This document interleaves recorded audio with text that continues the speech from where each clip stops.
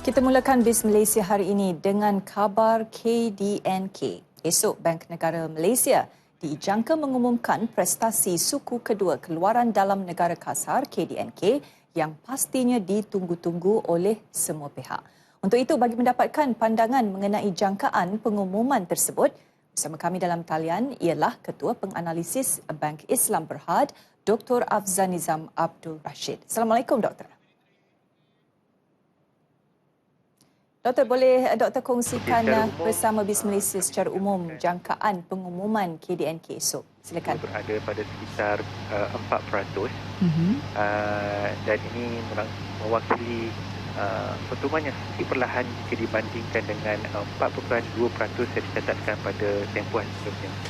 Dan kenapa kami berpendapat sedemikian? Kerana kami berfikir bahawa pertumbuhan ekonomi domestik walaupun masih lagi merupakan enjin utama pertumbuhan, namun kalau kita lihat sentimen di kalangan para pengguna masih lagi ada paras yang agak lemah, dan ini mungkin sedikit sebanyak memberi kesan langsung terhadap perbelanjaan penggunaan terutamanya perbelanjaan swasta yang sudah semestinya mewakili lebih daripada setengah daripada KDNK negara kita.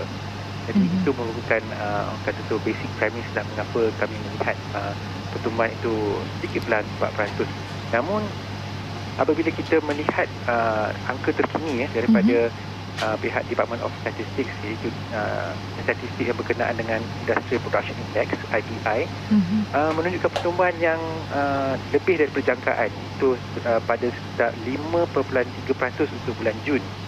Jadi kebiasaannya IPI ini digunakan untuk sebagai satu variable yang digunakan untuk memberikan unjuran terhadap KDNK, dan angka yang terkini menunjukkan kemungkinan terdapatnya apa yang dikatakan upside risk terhadap fokus kami.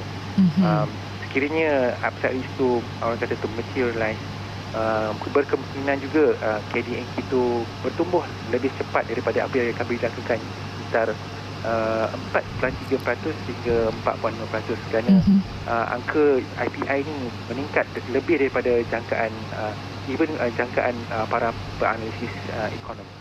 Antara sektor yang dijangka positif pertumbuhannya, Doktor? Okey.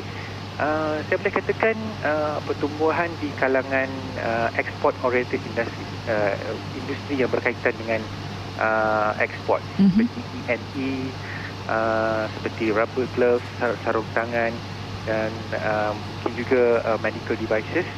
Jika kalau kita lihat pecahan-pecahan yang terdapat di dalam sektor yang dilaporkan dalam IPI juga menunjukkan sektor-sektor inilah yang memacu pertumbuhan ekonomi.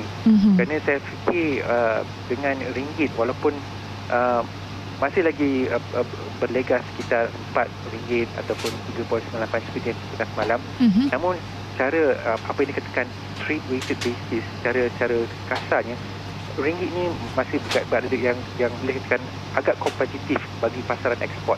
Mungkin perkara inilah yang menjadikan apa peningkatan ekspor negara itu mungkin juga memberi sedikit suntikan terhadap pertumbuhan ekonomi secara keseluruhan pada suku kedua ini.